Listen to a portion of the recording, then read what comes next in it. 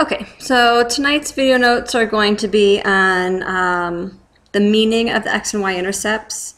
We know how to find x and y, but now we have to determine what they mean. So when I'm looking at this type of problem, and this is a big part of your end of grade test, is you have a couple questions like this on here. So the first thing we should do is look at the graph and look at the x and y axis, okay? So the first thing we're going to do is look at the x and y axis labels. That gives us an idea about what it's about. So here we can see that the x is number of laptops.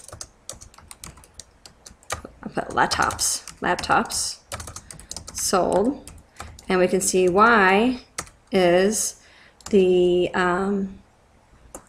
sales, right? Of these laptops. All right, the second thing I'm going to do is write the coordinates of the intercepts.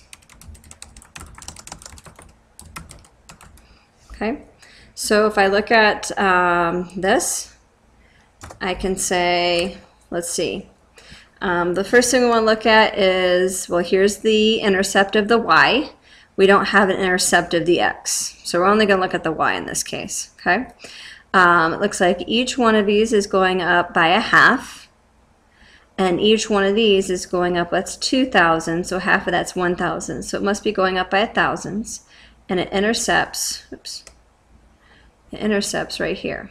Okay, so this point right here, we want to write down this coordinate right there, and that coordinate, what is going on with this? Stop. So that coordinate is x would be 0, and the y would be 4,000. Okay.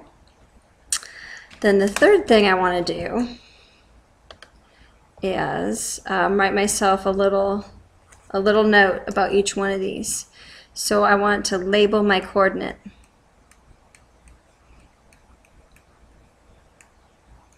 Can you read that? That says coordinate. All right, so I just said the x is number of laptops. So this tells me there's 0 laptops, right? And then this tells me that there's $4,000. So now I have to make a statement about my y-intercept and tell its meaning. So I'm just going to here say when no laptops are sold, we have $4,000. So you must say, how can we have that? How do you have no money with no laptops? So we'll assume there must have been a $4,000 startup deposit. I know you can't read that, so let me fix it. Okay, my head's probably in the way for some of that too, yeah? Okay, so hopefully that helps. So the first thing, look at the x and y axis and look how they're labeled. The second thing we should do is write the coordinate of those intercepts, and in this case we only had the y.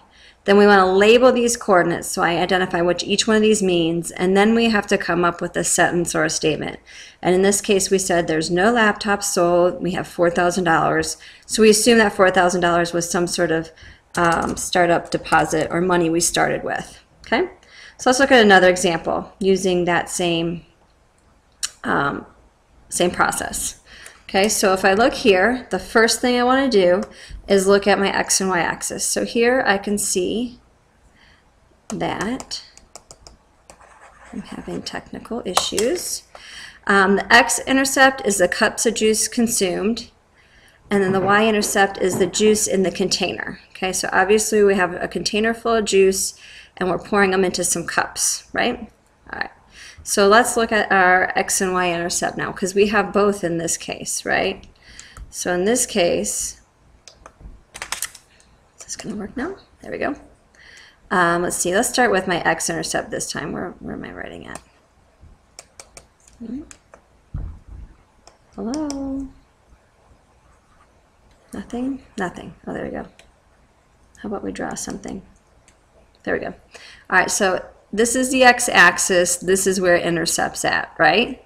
So we can say the x-intercept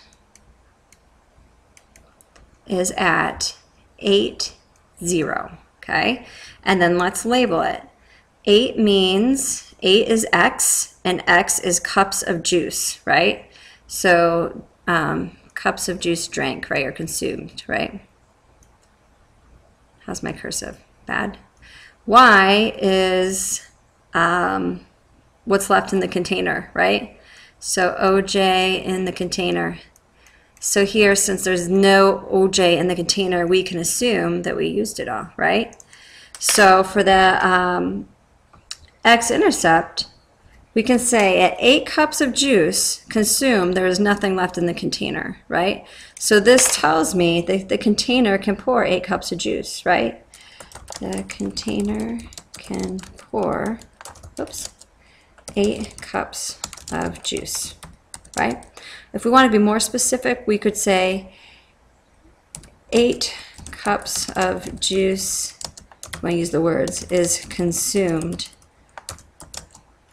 when there is 0 ounces of juice. If you want to be very specific, but we could just say the first sentence. The container can pour 8 cups of juice, right? That's it. All right, so now let's look at the y-intercept. So here's my y-axis. So here's my y-intercept. Okay, so my y-intercept is 0 for my x, and that looks like 64 for my y. So again, 0 is my cups consumed, so that would mean we drank no juice. And 64 is my ounces of juice, so that would mean if we drank no juice, there's 64 ounces. That must tell me that there's 64 ounces in the juice to begin with, right? So the meaning of the y-intercept would be when, ooh, hello, what is up with that? No cups are poured.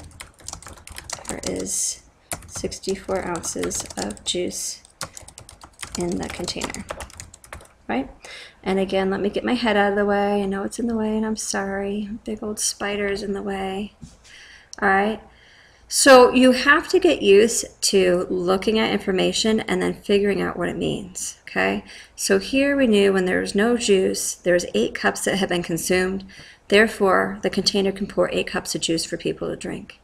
Here, when no cups were poured, there was 64 ounces. So that tells me there's 64 ounces of juice when we began, or before we started pouring, okay?